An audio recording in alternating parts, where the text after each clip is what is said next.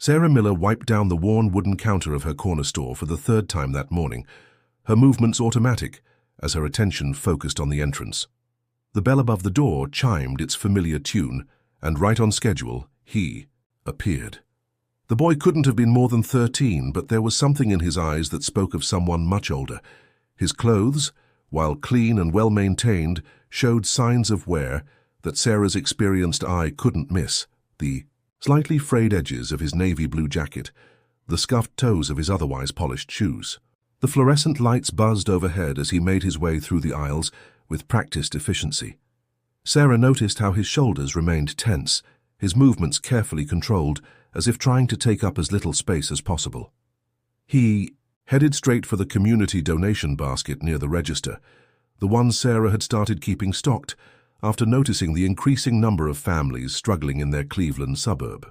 The morning sun streamed through the storefront windows, casting long shadows across the linoleum floor, as the boy selected a few non-perishable items. His hands moved with deliberate care, touching each can or package as if it were made of glass. The gentle rustle of his movements barely disturbed the quiet morning atmosphere, punctuated only by the soft hum of the refrigeration units and the distant sound of traffic from Cedar Road. Sarah's heart tightened as she watched him carefully. Count out the items, never taking more than seemed reasonable for one person. There was a dignity in his movements that made her chest ache. She had tried to approach him before, but he would vanish like morning mist, leaving only the lingering scent of autumn air and the echo of hurried footsteps. Today felt different. Maybe it was the way his hands trembled slightly as he reached for a can of soup, or how he glanced around with more frequency than usual, his dark eyes carrying a weight that seemed to grow heavier with each visit. Sarah found herself unconsciously leaning forward, her fingers pressing into the counter's edge as she debated whether to try speaking to him again. The morning light caught a scratch on his cheek she hadn't noticed before, and something in her shifted. 23 years of running this store had taught her to trust her instincts, and right now, every one of them was screaming that something was wrong. The boy's carefully maintained facade was cracking, revealing glimpses of desperation that made her maternal instincts surge forward. As he turned to leave, Sarah noticed how he hunched his shoulders against the cold that seeped in through the glass doors. The temperature had dropped significantly over the past week, and his jacket looked increasingly inadequate against the approaching winter. The thought of him walking out into that cold again made her decision for her. But before she could move, he was already heading for the door, his movements quick but controlled. The bell chimed again, and Sarah watched him disappear into the growing morning crowd outside. Her fingers drummed against the counter as she made a decision that would change not only her life, but the lives of others in ways she couldn't yet imagine. Calling to her assistant manager Mike to watch the store, Sarah grabbed her coat from the hook in her small office. The worn leather was smooth under her fingers, carrying the comfortable weight of years of use. She could still see the boy's dark head moving through the crowd outside, his figure distinct, despite his attempts to blend in. The streets of their Cleveland neighborhood were coming alive with the morning rush. The scent of coffee wafted from the cafe 2 doors down, mixing with the crisp October air. Sarah's boots clicked against the sidewalk as she maintained a careful distance, her heart pounding with each step. She had never followed anyone before, and the thought that she might be overstepping crossed her mind more than once. But something about this boy's situation felt different from the usual hardship cases she encountered at her store. He moved with purpose, taking turns down increasingly quiet streets. The well-maintained storefronts gave way to more industrial areas, where empty warehouses stood like silent sentinels against the morning sky. The boy's pace never faltered, even as he led them into a maze of back alleys that Sarah barely recognized, despite having lived in the area for decades. The sound of her footsteps seemed to echo off the brick walls, and Sarah found herself walking more carefully, conscious of every noise she made. The boy turned down an alley between 2 abandoned warehouses, where broken windows stared down, like hollow eyes. The morning light barely reached here, creating deep shadows that seemed to breathe with their own life. A makeshift shelter came into view, what looked like an old garage or storage unit, its metal door partially open. The boy approached it with familiar ease, but just as he was about to slip inside, he froze. Sarah realized too late that her shadow had stretched out before her, giving away her presence. The boy spun around, his eyes wide with fear and something else, determination. It was the look of someone ready to fight if necessary, and it broke Sarah's heart to see it on such a young face. But before either of them could speak, a sound emerged from within the shelter, a soft whimper that might have been human or animal. The boy's expression shifted from fear to fierce protectiveness. He moved to block the entrance, his thin frame somehow managing to look imposing despite his size. "Stay back," he warned, his voice stronger than Sarah expected, though she could hear the slight tremor underneath.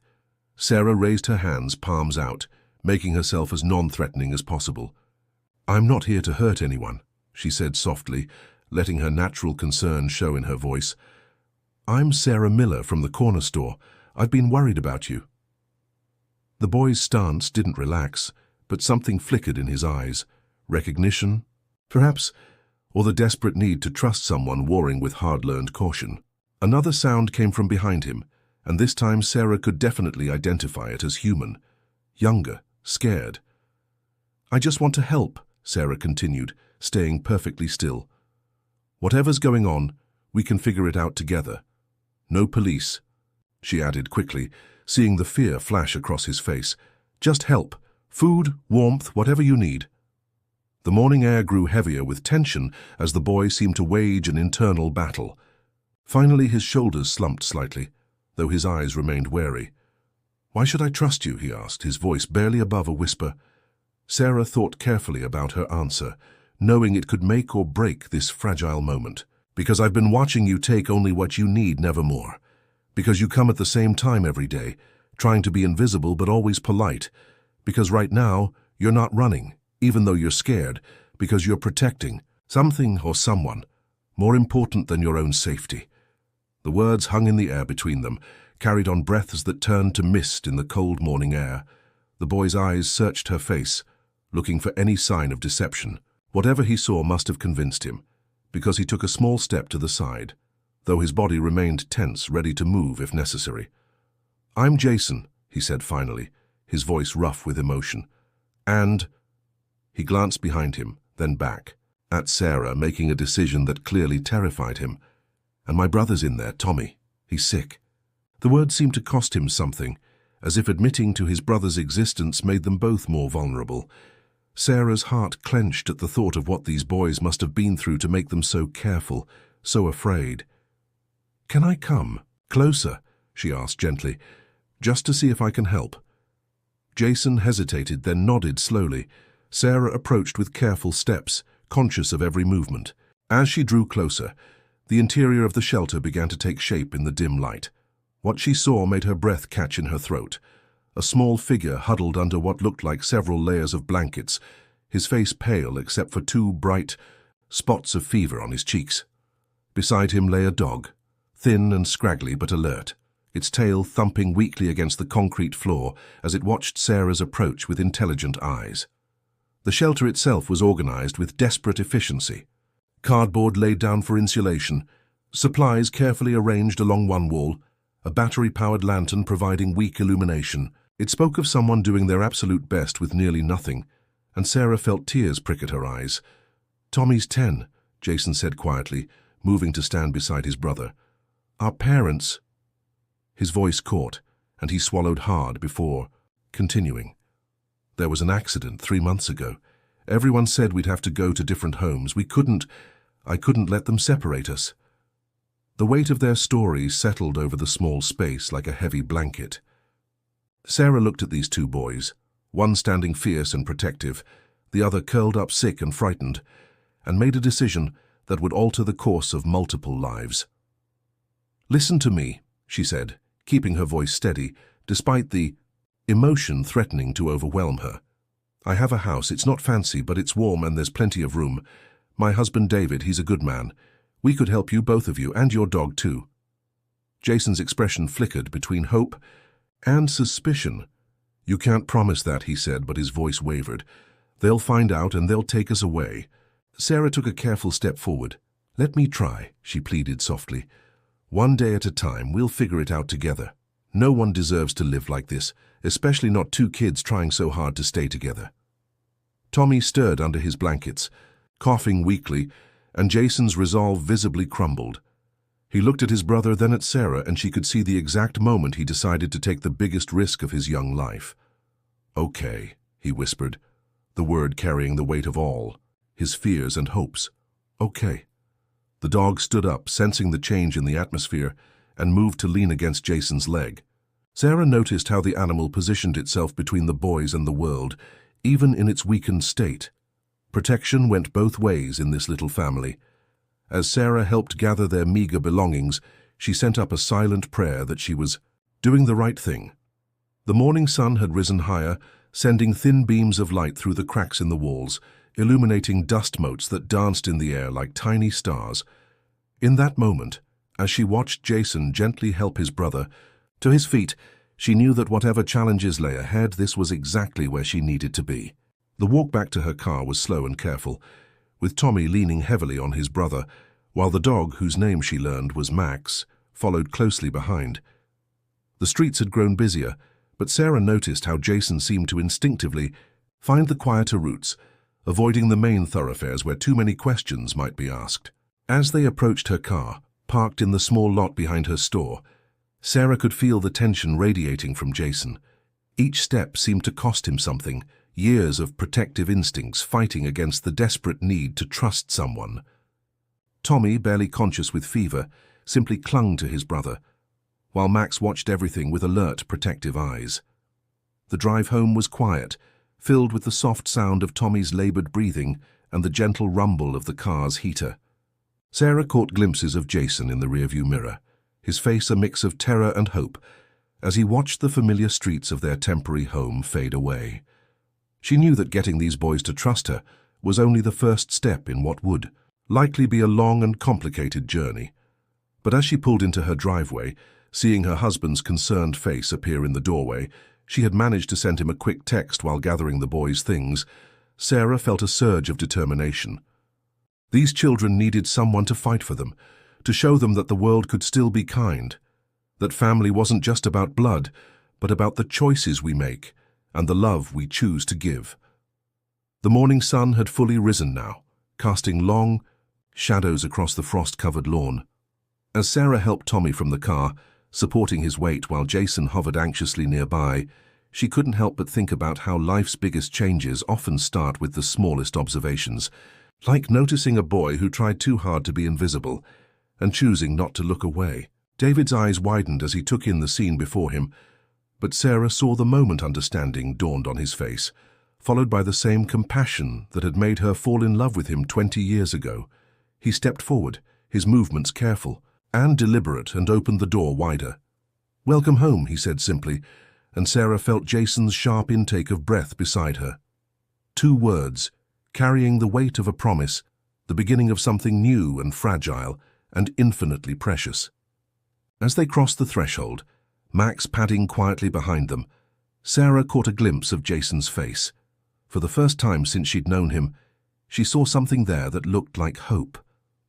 The door closed behind them, with a soft click, shutting out the cold morning air and ushering them into the warmth of what could be, what might become if they were brave enough to try. Sarah squeezed Jason's shoulder gently, feeling him lean ever so slightly into the touch, and knew that whatever challenges lay ahead, they would face them together.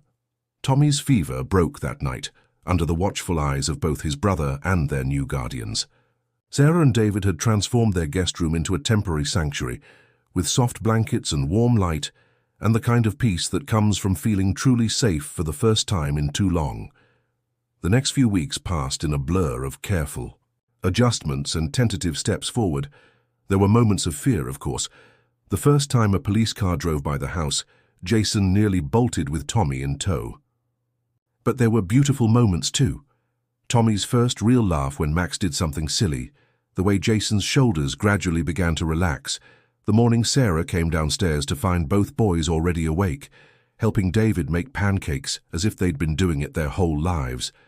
Legal hurdles loomed ahead of them like mountains, but Sarah and David approached them one step at a time, building their case with the help of a compassionate lawyer who understood that sometimes the right thing and the legal thing weren't always the same, but could be brought into alignment with enough patience and determination. Max recovered under the care of a kind veterinarian who asked no questions about where the dog came from, focusing instead on healing the physical wounds while time and love took care of the rest. The dog's transformation seemed to mirror the boy's own journey, from frightened and defensive to cautiously optimistic, then finally to truly at home. Months passed and slowly, the temporary sanctuary became something more permanent. Tommy started school again, his natural brightness shining through once the weight of survival was lifted from his young shoulders. Jason, too, began to show. Glimpses of the teenager he might have been, without the burden of being both brother and parent, though he never lost that protective instinct, that fierce love that had kept them both alive during their darkest days. The corner store became a family operation, with Jason showing a natural talent for business that made Sarah's heart swell with pride. Tommy spent afternoons doing homework at the counter, his presence bringing a new energy to the old store, while Max became a favorite among regular customers. The day the adoption became final was bright and clear, the kind of autumn morning that had started it all. As they stood before the judge, Sarah couldn't help but remember that first day, the boy in the worn jacket, trying so hard to be invisible. Now Jason stood tall beside his brother, their hands clasped tight. As the law finally recognized what their hearts had known for months, they were a family. Outside the courthouse, Tommy hugged Sarah with the pure, uncomplicated joy of a child who finally felt secure in his place in the world. Jason's embrace came more slowly, but when it did, it carried the weight of everything they'd been through, together, everything they'd overcome. That evening, as they sat around their dining room table, no longer Sarah and David's table, but their family table, Sarah watched Jason help Tommy with his homework, while Max dozed contentedly at their feet. David caught her eye across the room and smiled, understanding without words the gratitude that filled her heart. The corner store still had its donation basket, but now it was fuller, more purposefully stocked. Sarah had learned from Jason exactly what items were most needed by those trying to survive on society's edges. Sometimes late at night, she would catch Jason slipping extra items into the basket, his own way of paying forward the kindness that had changed his life. Years later, people would ask Sarah what made her follow that boy on that cold morning. She would think about the look in his eyes, the careful way he moved through the world, and the incredible strength it took to carry so much on such young shoulders. She would remember the moment she first saw Tommy, sick and scared in that makeshift shelter, and how even then, surrounded by nothing but uncertainty, the brothers' love for each other had filled that dark space with light. But mostly she would think about how sometimes the biggest acts of love start with the smallest decisions, like choosing to really see someone who's trying to be invisible. That choice had rippled outward in ways she could never have imagined, touching not just their family, but the entire community. The corner store became more than just a business. It transformed into a beacon of hope for others struggling to survive. Jason, drawing from his own experiences, implemented a discreet system to help identify and assist other children and families in need. Regular customers began contributing more to the donation basket, understanding that their small acts of kindness could change lives in profound ways. Tommy grew into a compassionate young man who volunteered at local youth shelters, sharing his story with others who felt lost and alone. His gentle approach and first-hand understanding helped countless other children find their way to safety and support. The scars of his past became a source of strength, allowing him to connect with those who needed hope the most. Max, their loyal companion, seemed to have a sixth sense for identifying people in distress who came into the store. The once scraggly dog had become a sort of unofficial therapy animal, offering comfort to those who needed it most. His presence alone often helped break down barriers that words couldn't reach.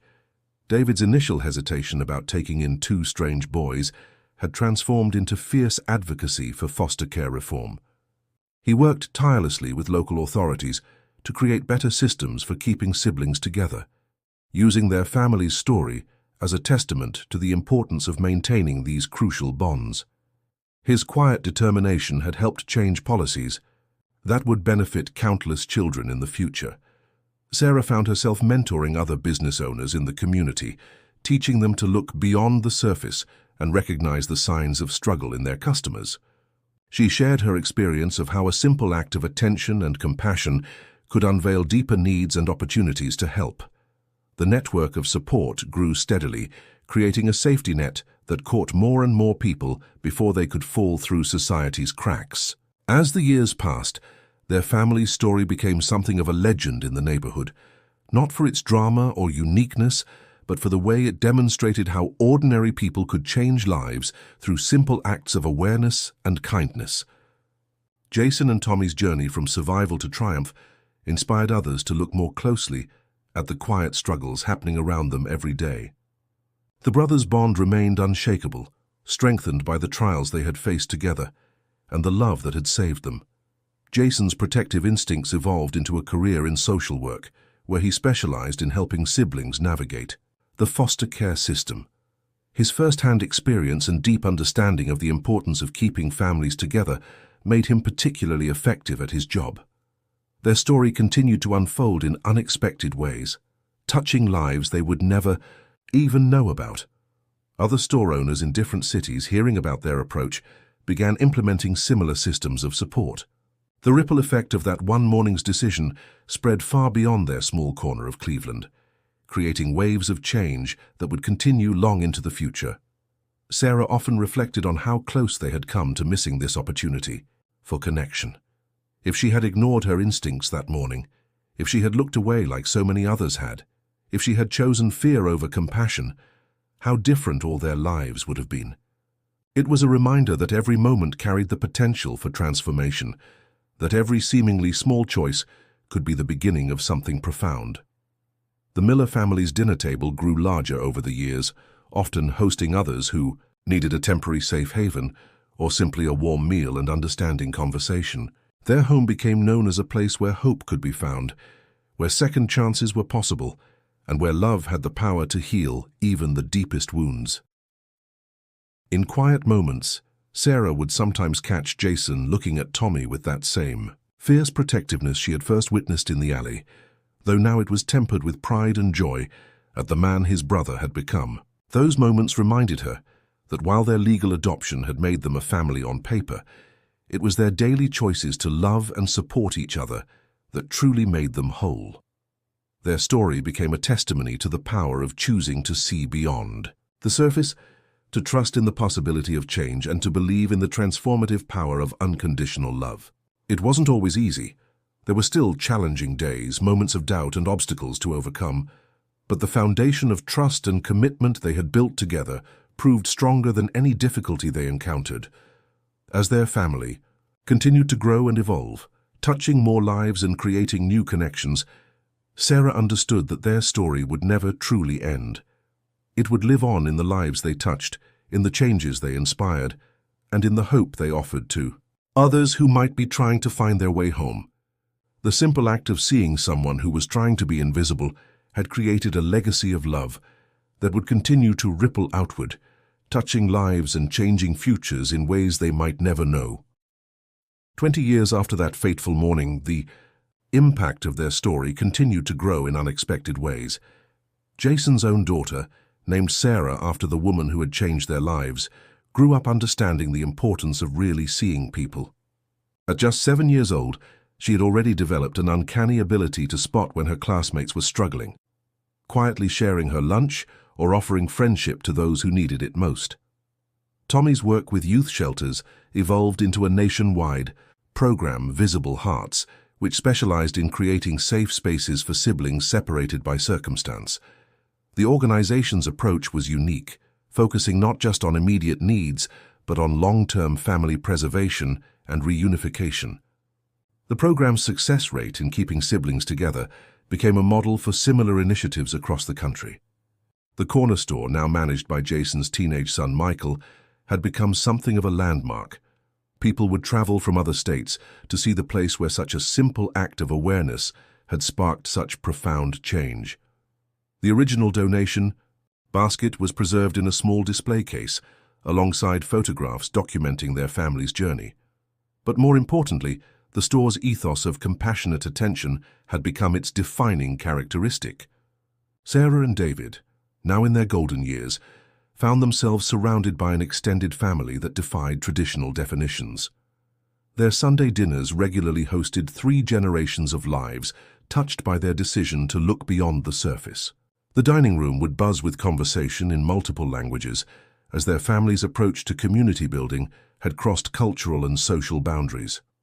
Max's legacy lived on through a program they called Max's Mates, where rescued dogs were trained to work in stores and community centers, helping to identify and comfort people in distress. The program had placed hundreds of dogs in businesses across the country, each one carrying forward the spirit of the scraggly companion who had helped guard 2 scared boys in a makeshift shelter. The ripple effects continued to spread in surprising ways. Former recipients of their help had gone on to establish their own initiatives. One woman, who they'd helped escape domestic violence, had founded a network of safe houses that operated on the principle of seeing the invisible. A young man who had once been a scared teenager stealing food now ran a successful catering company that provided free meals to youth shelters. The legal framework for sibling protection in the foster care system had been significantly influenced by their case. The Miller precedent, as it came to be known in legal circles, had helped establish stronger protections for keeping siblings together during placement. David's advocacy work had evolved into a foundation that provided legal support to families, fighting to stay together. Their story had been documented in academic studies on community-based intervention and social support networks. Universities used their case as a model for teaching social work students about the importance of informal community safety nets and the power of individual action. But more meaningful than any academic recognition were the quiet successes. The families helped, the children saved, the lives transformed. The neighborhood itself had transformed over the decades. What had once been a struggling community became known for its exceptional social cohesion and support systems. Other neighborhoods began studying their model, trying to understand how such strong community bonds had developed. The answer always came back to the same principle: the importance of truly seeing people. As Sarah watched her grandchildren grow, she saw in them the same spark of awareness that had guided her that morning so many years ago. They seemed to inherit not just family features, but a particular way of looking at the world, seeing past surfaces to the hearts beneath. It gave her hope that this legacy of compassionate attention would continue long after she was gone. Jason and Tommy's bond remained an inspiration to all who knew them. Though they had their own families now, they remained incredibly close, their shared history having forged a connection that time could only strengthen. Their children grew up more like siblings than cousins, creating a new generation that understood the true meaning of family. The story of the boy in the store became part of the community's oral history, passed down through generations as a reminder of how simple awareness could transform lives. But it wasn't just the story that endured.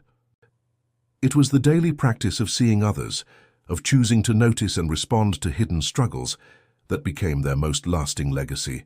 Local businesses began incorporating what they called Miller's method into their training, teaching employees to notice signs of distress and respond with compassion rather than judgment.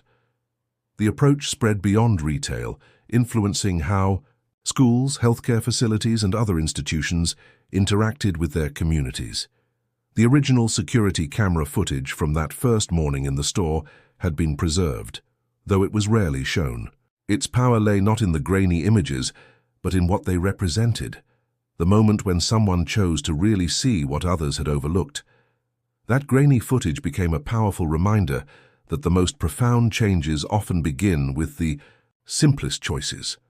As technology advanced and society evolved, the fundamental principle of their story remained relevant: the transformative power of being truly seen. In an age of increasing digital connection and physical isolation, their example reminded people of the importance of real human connection and compassionate attention. Sarah's great-grandchildren would grow up hearing the story, not as a distant family legend, but as a living tradition that shaped their understanding of responsibility to others. They learned early that true wealth wasn't measured in dollars, but in the lives you touched, the hearts you helped heal, and the hope you offered to those who needed it most. The Miller family's legacy continued to evolve, adapting to new challenges, while maintaining its core message that sometimes the most powerful act of love is simply choosing to see someone who is trying to be invisible. Their story served as a reminder that every day carries countless opportunities to change lives, if only we have the courage to truly see and the compassion to act on what we observe. As the world entered increasingly challenging times, the principles established by the Miller family became even more crucial. Climate changes and economic shifts had created new categories of invisible struggles, but the framework they'd established proved remarkably adaptable. Their approach to community support evolved to address these emerging needs, while maintaining its core emphasis on human connection and dignity. The corner store's model had been studied and replicated in various forms across different cultures and contexts. In urban food deserts, similar stores emerged as community hubs, each adapting the Miller's principles to their unique circumstances. In wealthy neighborhoods, high-end grocers incorporated their methods of discreet assistance, creating a bridge between abundance and need that preserved dignity on both sides. Sarah's great-great-grandchildren would eventually establish the Miller Institute for Community Transformation, a think tank dedicated to studying and promoting sustainable models of community care. The Institute's research showed that communities that adopted their approach showed measurable improvements in various social indicators, from reduced crime rates to improved mental health outcomes. The story had taken on an almost mythical quality in social work circles, but its power lay in its practical applications. Each new generation found ways to apply its principles to contemporary challenges. When virtual reality became commonplace, the Miller family's emphasis on genuine human connection became a cornerstone of digital humanity training programs, teaching people how to maintain authentic awareness and compassion in an increasingly automated world.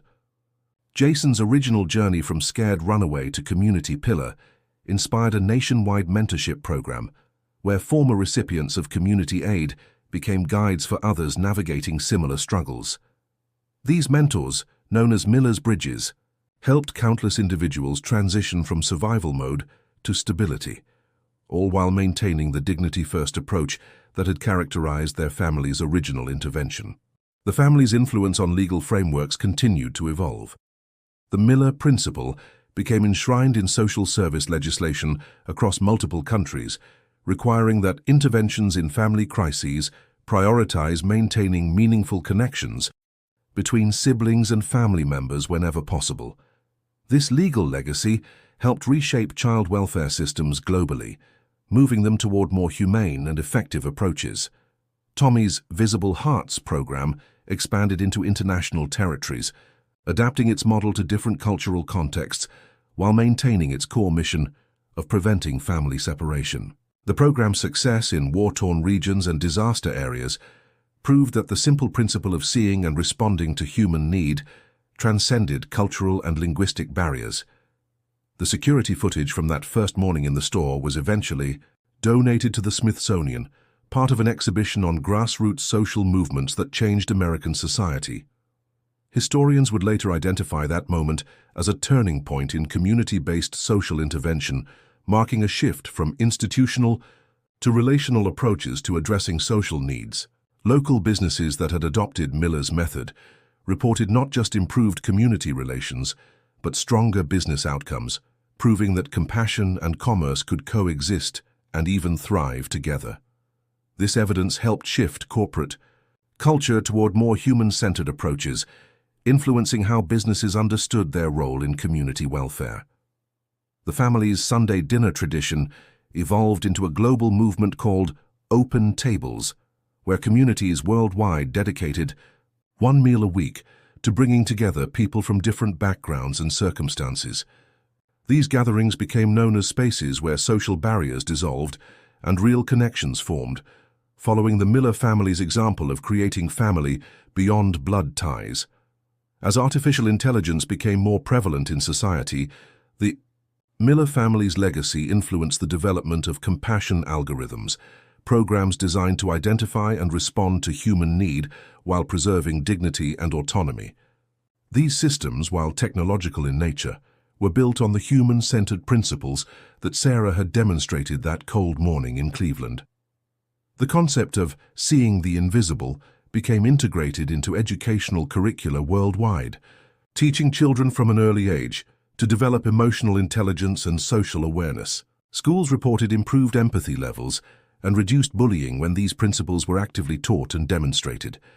Max's legacy expanded beyond the Max's Mates program into a broader understanding of the role animals could play in community healing. Research inspired by their story led to breakthroughs in understanding how animals could help identify and support people in crisis, leading to new approaches in therapeutic interventions. The Miller family's approach to community care became a model for disaster response and community rebuilding efforts worldwide. Their emphasis on preserving dignity while providing assistance proved particularly valuable in helping communities recover from natural disasters and other crises while maintaining social cohesion. As space exploration began in earnest and humans established their first colonies beyond Earth, the Miller principles were incorporated into the social design of these new communities. The importance of seeing and responding to human need became a fundamental aspect of planning for sustainable human settlements, ensuring that even as humanity reached for the stars, it didn't lose touch with its core humanity. Sarah's original decision to truly see a scared boy in her store had created ripples that continued to influence human society in ways she could never have imagined. As humanity faced new challenges and opportunities, the simple wisdom of choosing to see and respond to human need with compassion remained a guiding light, showing the way toward a more connected and caring future. The story continued to evolve, each new generation adding their own chapter while maintaining the core truth that had started it all, that the simple act of truly seeing another person's struggle and choosing to respond with compassion could create changes that echoed through time, touching lives far beyond the original moment of connection. And as humanity continued to grow and change, this fundamental truth remained a beacon of hope and a guide for building better, more compassionate communities. The Miller family story became the subject of philosophical discourse at major universities worldwide, sparking debates about the nature of human connection in an increasingly digital age. Scholars in fields ranging from sociology to quantum physics began exploring what they termed the Miller effect, the measurable impact of conscious human attention on social outcomes. Research showed that communities that embraced their principles experienced what scientists called cascading compassion, where acts of kindness triggered chain reactions of positive social change. The concept of Miller moments entered the global lexicon, describing those pivotal instances when someone chose to truly see and respond to another's hidden struggle. These moments were celebrated and documented in a worldwide database, creating a living testament to the power of human connection. The database became a valuable resource for researchers studying patterns of social transformation and community resilience. In medical schools, the Miller approach revolutionized patient care protocols. Healthcare providers were trained to look beyond immediate symptoms to see the whole person and their circumstances, leading to better health outcomes and more effective treatment plans. This holistic approach to healthcare became known as Miller medicine, emphasizing the healing power of being truly seen and understood. The family's influence extended into the realm of artificial consciousness development. Programmers working on advanced AI systems studied the Miller case extensively, trying to understand how to encode the capacity for genuine empathy and awareness into artificial beings.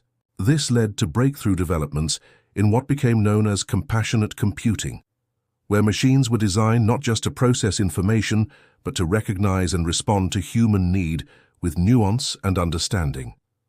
Environmental scientists began applying Miller principles to conservation efforts, recognizing that the same awareness that helped see struggling humans could be applied to identifying and protecting endangered ecosystems. This led to the development of the Miller Environmental Protocol, a comprehensive approach to conservation that considered the interconnected nature of human and environmental welfare. In the field of urban planning, cities began incorporating what they called Miller spaces, carefully designed environments that facilitated genuine human connection and community support.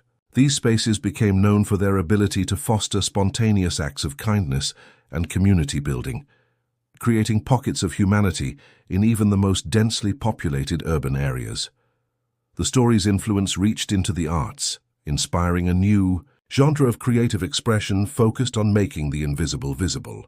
Artists, musicians, and writers created works that challenged audiences to see beyond surface appearances, leading to a cultural renaissance centered on human connection and compassionate awareness. As virtual reality technology advanced, developers created immersive experiences based on the Miller story, allowing people to experience firsthand the transformative power of truly seeing others. These simulations became powerful tools for empathy training in various fields, from law enforcement to corporate leadership. The Miller family's approach to community care influenced the development of new economic models that prioritized human welfare alongside financial profit. Businesses began measuring success not just in terms of revenue but in Miller metrics, quantifiable measures of positive social impact and community support. In the field of conflict resolution, mediators began applying what they called Miller meditation, a practice of deep seeing and acknowledgement that helped bridge seemingly insurmountable divides between individuals and groups. This approach proved particularly effective in addressing long-standing cultural and political conflicts. The story's impact on education continued to evolve, with schools developing Miller curricula that integrated social awareness and compassionate action into every subject area. Students learned not just academic subjects, but how to be aware and responsive members of their communities. As humanity began establishing settlements on other planets, the Miller principles became fundamental to space colonization protocols. Each new settlement was designed with built-in support systems based on the family's model of community care, ensuring that human connection remained central to expansion into the cosmos. The legacy of that first moment in the corner store continued to ripple through time and space, touching lives in ways that transcended the original context. It served as a reminder that the simplest actions, when undertaken with genuine awareness and compassion, could initiate waves of positive change that continued to grow and evolve long after the original moment had passed.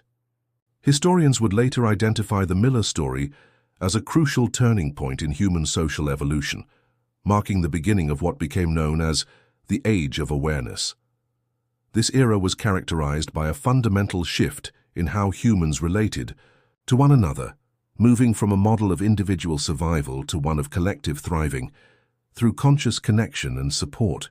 The story's influence extended into the development of interstellar communication protocols as humanity began to make contact with other intelligent life forms. The Miller principles of seeing and responding to the needs of others became central to establishing peaceful and meaningful connections across species and civilizations. Perhaps most significantly, the story continued to touch individual lives in profound and personal ways. Each person who chose to truly see someone else's struggle and respond with compassion became part of this ongoing narrative of human connection and transformation. The simple truth that had started in a Cleveland corner store continued to illuminate the path toward a more connected and compassionate future for all of humanity. The ripple effects of Sarah's choice that morning continued to expand, touching lives across space and time, reminding each new generation that the power to change the world often begins with the simple decision to truly see those around us. And in this way, the story remained eternally new, eternally relevant, eternally transformative, a testament to the enduring power of human connection and compassionate awareness. As humanity ventured further into the digital age, the Miller legacy adapted and evolved in unexpected ways. Virtual reality developers created immersive experiences called Miller simulations, allowing people to step into that pivotal moment in the corner store, experiencing firsthand the transformative power of choosing to see beyond the surface. These simulations became mandatory training tools for social workers, healthcare providers, and community leaders worldwide. The Miller Institute's research expanded into the field of quantum social dynamics, studying how small acts of compassion created measurable changes in community energy patterns. Scientists discovered what they termed compassion resonance, the way acts of kindness seem to create harmonic patterns of positive change throughout social networks, much like ripples in a pond, but operating on a quantum level. In education, the Miller method evolved into a comprehensive framework for emotional and social intelligence development. Schools implementing this approach reported unprecedented improvements in student well-being, academic performance, and community engagement. The method's success led to its adoption in educational systems across the globe, fundamentally changing how new generations learn to interact with their world. The family's influence on artificial intelligence development led to breakthrough discoveries in machine consciousness. Programmers studying the Miller case identified key patterns in human empathy that could be translated into algorithmic frameworks, leading to the creation of AI systems capable of genuine, compassionate interaction. These systems, known as Miller AIs, became crucial partners in community support networks, able to identify and respond to human need while maintaining the essential human touch that characterized the original story. The concept of Miller moments expanded beyond individual interactions to influence governmental policy and international relations. Diplomatic protocols began incorporating mandatory seeing sessions, where leaders were required to engage in deep, genuine observation and understanding of their counterparts' perspectives before engaging in negotiations. This approach, dubbed Miller diplomacy, led to unprecedented breakthroughs in international cooperation and conflict resolution. Environmental scientists applying Miller principles made startling discoveries about the interconnected nature of human compassion and ecological health. They found that communities practicing high levels of social awareness and support showed measurable improvements in local environmental conditions, leading to the development of what became known as compassionate conservation, an approach that recognized the deep connection between human and environmental well-being. The story's impact on urban development led to the creation of Miller cities, planned communities designed from the ground up to facilitate genuine human connection and mutual support. These cities featured innovative architectural elements that encouraged spontaneous interaction and community building, along with integrated support systems that made it impossible for anyone to become truly invisible or forgotten. In the field of medicine, researchers studying the Miller effect discovered biological markers for what they called compassion cascade, the measurable physical benefits of being truly seen and supported by one's community. This led to revolutionary approaches in preventive medicine that emphasized social connection as a key component of physical health. The principles established by the Miller family became fundamental to humanity's first contact protocols with extraterrestrial intelligence. The ability to truly see and respond to the needs of others, even when those others were profoundly different from ourselves, proved crucial in establishing peaceful interspecies relationships. As space colonization continued, each new human settlement was established with Miller cores, central community spaces designed to facilitate the kind of genuine human connection that had started in a simple corner store. These spaces became the heart of every colony, ensuring that human connection remained central to our species' expansion across the cosmos. The story's influence extended into the realm of quantum computing, where researchers discovered that incorporating Miller principles into quantum algorithms led to more stable and effective quantum states. This unexpected connection between human compassion and quantum mechanics opened new avenues of research into the fundamental nature of consciousness and reality. Artists working in new mediums of expression developed what they called Miller manifestations, immersive interactive experiences that allowed participants to explore the ripple effects of compassionate awareness through time and space. These works became popular features in museums and public spaces, continuing to spread the message of conscious connection to new generations. The Miller Institute's ongoing research into the long-term effects of compassionate awareness led to The identification of what they termed legacy waves, the way positive changes initiated by conscious acts of kindness continued to influence communities across generations. This research showed that the impact of genuine human connection was not just immediate, but created lasting positive changes in social DNA. As humanity faced new challenges and opportunities, the Miller story continued to provide a framework for maintaining human connection and compassionate awareness at the heart of progress. The simple truth that had started with one person choosing to truly see another continued to illuminate the path forward, showing how individual acts of awareness and kindness could transform not just lives, but the very fabric of human society. The ripple effects of that first moment of genuine seeing continued to expand, touching lives and transforming communities in ways that transcended time and space. Each new generation found fresh relevance in the story, adapting its principles to meet the challenges of their era while maintaining the essential truth at its core, that the power to change the world begins with the choice to truly see those around us.